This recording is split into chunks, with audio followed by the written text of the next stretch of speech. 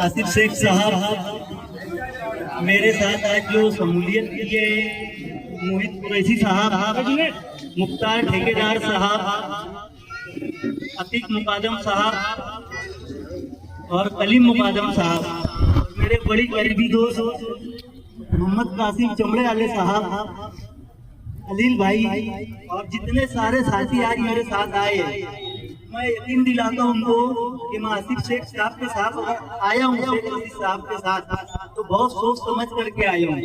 इंशाल्लाह शेख आसिफ साहब मुझको निराश नहीं करेगी और मैं आप लोग को निराश नहीं करूँगा इंशाल्लाह। बोलना तो बहुत कुछ है लेकिन आज हालात नहीं है और मौका नहीं है शायद। मैं पार्टी क्यों छोड़ा, बस वो दो लफ्ज बोल करके मैं अपनी बात इंशाल्लाह खत्म करूँगा। अगर एसआईटी का मामला असेंबली इलेक्शन से पहले आ जाते और जो हालात आज शहर में हैं, हमारी माँ बहनें 6 महीने से जेल के अंदर है और अगर ये असेंबली से पहले हो जाता तो शायद जब भी मैं आज के एमएलए के साथ नहीं था।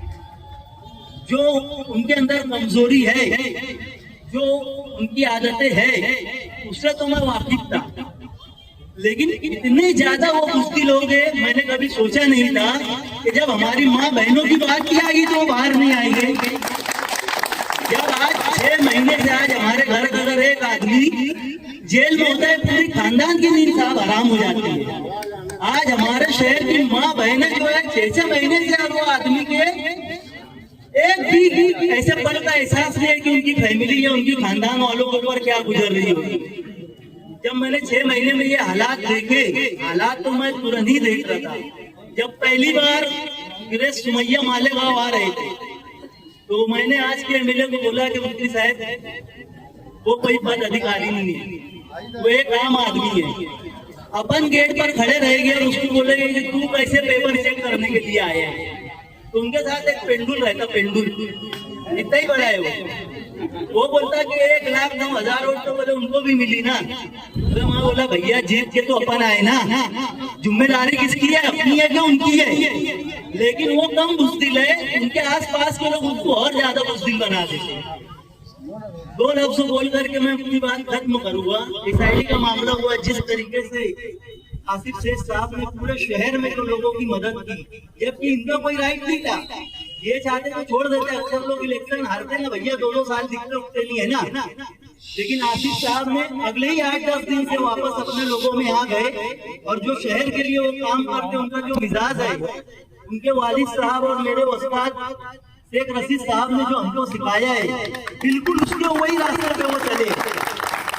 जब मैंने हालात देखा, जैसे घर में बाप नहीं होता तो पूरा घर यतीम लगता है। शहर में अगर कमजोर एमएलए तो पूरा शहर यतीम है, यतीम के जैसा ये शहर हो गया है। पूरा शहर की उम्मीदें जो है वो शेख आसिफ साहब की तरफ लगी हुई है, सारे लोग की नजरें जो है शेख आसिफ साहब की तरफ देख रही है और कहीं ना कहीं अल्लाह के फजल करम से वो हर एक कोशिश कर रहे हैं जो वो कर सकते। और मैं समझता अल्लाह की तरफ से कोई बात होगी, 162 वोट कोई मायने नहीं रखती।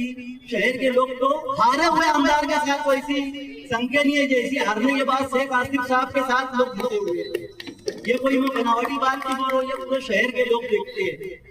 और मैं शहर के लोग से आज एक बात बताना चाहता हूँ अपने दिल की, कि मैं भी उनके साथ जो काम किया असेंबली इलेक्शन में, जिस हालात में लड़ा, जैसे लड़ा, मीडिया के लोग यहाँ बैठे हुए वो जानते हैं।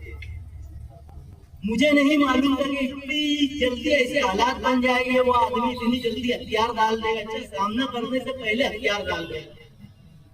लेकिन शहर के लोग को मैं अपनी 2 बात और करके अपनी बात खत्म करता हूँ कि शहर के लोग उनसे कोई उम्मीद मत रखना।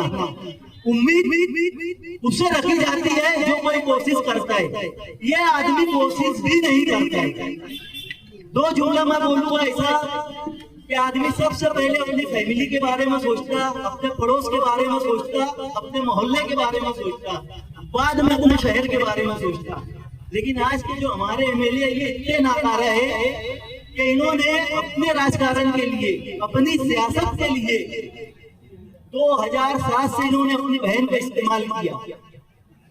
निकाह नहीं हुआ, ये शरीयत की बात करते, ये इस्लाम की बात करते। शुरुआत कहाँ से होती?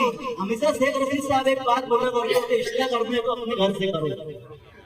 और जो लोग उनके साथ जुड़े हुए तो ये बात को जानते हैं, जो आदमी ने अपनी बहन का निकाह नहीं किया कि आगे अगर कोई शोहर कैसा मिल गया इसको कैसा नहीं, मेरा प्रचार कौन करेगा। अपने प्रचार के लिए उन्होंने अपनी बहन का भी इस्तेमाल किया। जो आदमी अपने घर के लिए कुछ नहीं कर सकता, जो आदमी अपने भाइयों के लिए नहीं कुछ कर सकता, जो आदमी अपने बच्चों के लिए कुछ नहीं कर सकता, उसे फिर शहर के लिए उम्मीद लगाना क्या बात है, आप लोग समझ सकते हैं। उनसे कोई उम्मीद नहीं लगाना है आज के एमएलए से। उल्टा अगर लोग बोलते ना जान दे, वोट दे दिए छोड़ दो, कोई जरूरत नहीं है छोड़ने की। अगर हमारे एक आदमी होता है उसको कोई जवाबदारी नहीं देते, जवाबदारी देते अगर वो निभाता नहीं शायद तो उसको लोग पकड़ते ना। आज अगर कच्चे एरियो में तकलीफ है, कच्चे एरिया के लोग जाओ और उनके घर का घेराव करो। उनकी बाजू वाली गली का साहब काम चालू था, बाजू वाली गली के लोग आगे 3 घंटे बैठे घर के सामने, पूरे शहर की बात तो जान दो। और कुछ लोग तो गालियां दे करके गए।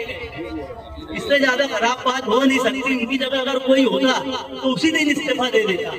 बोलना बहुत कुछ है, आगे इलेक्शन डिक्लेयर होएगा, बड़े मंच लगेंगे, आसिफ साहब के मशवरे से इंशाअल्लाह फिर आगे और बातें होगी। अस्सलाम वालेकुम।